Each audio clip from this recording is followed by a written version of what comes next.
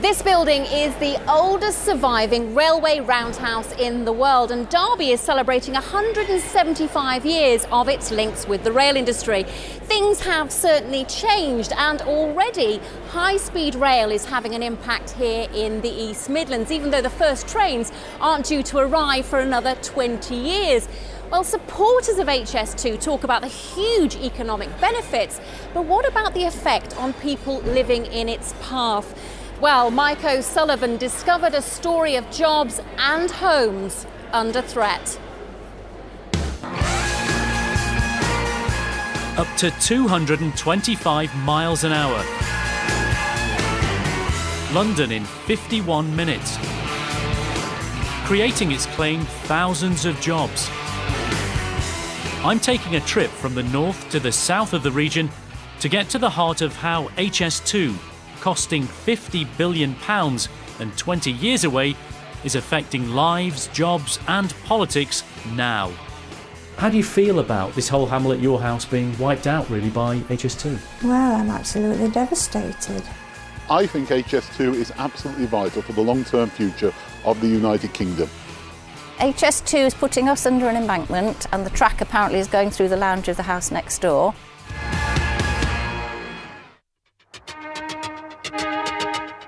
This is the hamlet of Langton near Kirkby and Ashfield in Nottinghamshire.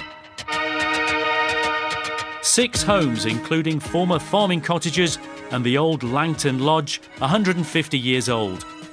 It's going to be wiped off the map by HS2. I've lived up here the longest, but I don't want to move, particularly because my husband died 14 months ago and we made a rose garden for him, and my grandchildren scattered his ashes there. So I just can't leave it. It's a tragedy as far as I'm concerned. We're right underneath the embankment here. Across the road, LYNN Fairbrother told me how high-speed rail would flatten her house and next door. On from here, it will go up through the spinney, take out the first cottage on the lane itself, through the farmstead at the top of the lane. Little communities are easy to take out, I suppose, is one way of looking at it. And I know that they planned the line with us to make as least disruption as they possibly can, but the human side of it is something that's very difficult to compensate anybody for.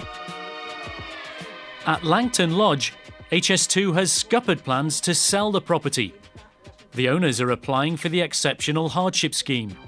It means you ask the government to buy your house, but you only get market value. And you have to cover the cost of putting it on the market for 3 months to qualify. We've got to go through this, I think is a farce, putting it on the market, and nothing's going to come of it. Where possibly it could have been sold by now if it hadn't been the HS2 coming through here. Here's somewhere else that will be transformed by the economics of HS2. This is Toton Sidings between Derby and Nottingham. The rail freight company DB Schenker has a big maintenance depot here, employing 350 people. It's a key long-term location for us. Toton is the preferred site for the East Midlands hub station, chosen ahead of Derby because HS2 says it can generate bigger economic benefits, attract more passengers and create 1,500 jobs. A choice backed by the City of Nottingham and the counties of Derbyshire and Nottinghamshire. But I've learned that HS2 estimates that up to 600 jobs could be lost through the demolition of industrial and commercial properties within a 2-kilometre radius of the station. HS2 claims most of them would be relocated locally.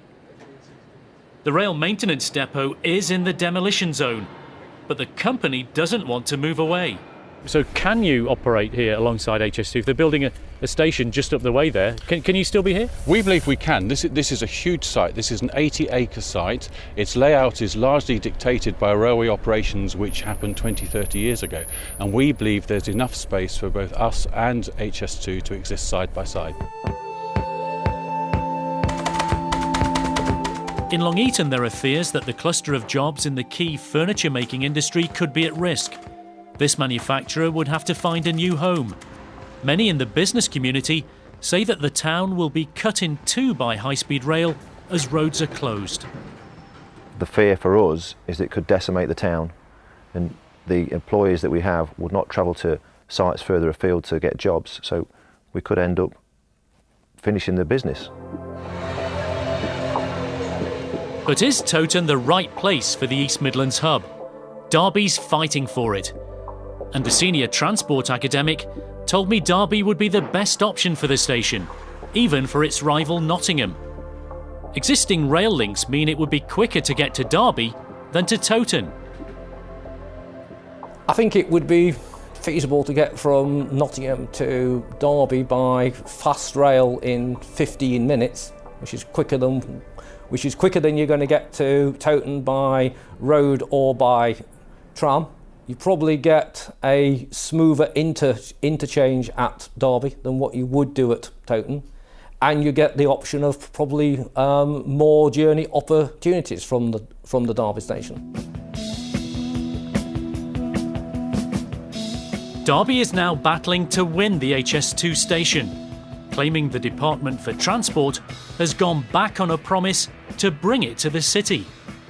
We were sworn to secrecy back in September 2012. We went along to Loughborough Town Hall, a meeting then with Justin Greening, and shown a slide and a map which had the city of Derby as the choice for the East Midlands station. Now, we had no knowledge of that until we turned up and said is what we're about, and they showed us the plan.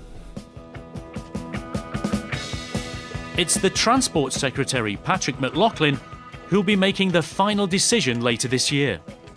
The truth was that when we looked at what the issues were, to actually put it in Derby would have meant closing Derby station for a while it was being done. But these are out to consultation. We haven't actually said yet what will be the defined and the permanent route, and it would be wrong of me at this stage to rule out. So Derby has made a submission, Nottingham has made a submission, and we'll be considering those in the next few months.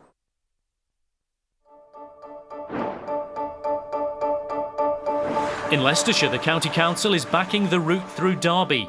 No wonder. This factory lies in the path of HS2. 450 people work here, making and painting car parts for Jaguar Land Rover and others. The company sent in a formal objection to try to save the plant. Compensation to relocate could cost between £50 to £100 million. We want them to reconsider their proposal, which obviously will devastate the site here and force us to relocate. So we're expecting that they will consider our objection. HS2 comes into North West Leicestershire from that direction, just misses the service station. One of HS2's biggest critics is the North West Leicestershire MP, Andrew Bridgen. For family reasons, the MP's trying to sell his house, with the line passing near the bottom of his garden, so close it'll demolish the hotel next door. He's blaming HS2 for potential losses on the sale of properties, including his own. If we can't access the hardship scheme to sell it, we'll have lost 2/3 of the value of the house. And in the best case scenario, if we do sell it on the hardship scheme, given the stamp duty we paid on it, we're going to lose 1/4 of the value of the house. People can't move because huge swathes of land either side of the proposed route are blighted. So property prices are depressed. They're either going to have to take a huge loss, which isn't their fault, or sit where they are. This is stifling people's lives. With the City of Leicester warning HS2 could undermine economic growth if its other London rail services are cut, Patrick McLaughlin has a lot to weigh up. I think HS2 is absolutely vital for the long-term future of the United Kingdom. We have seen huge growth in the railway network. We've seen a doubling of passenger numbers, and freight is up by 60%. The thing that is stopping any further expansion along those lines is actually capacity.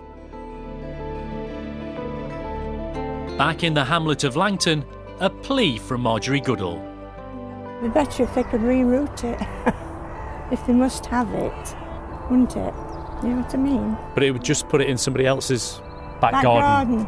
All right, so I'm being selfish, but, you know, I think we've got a point, to be honest.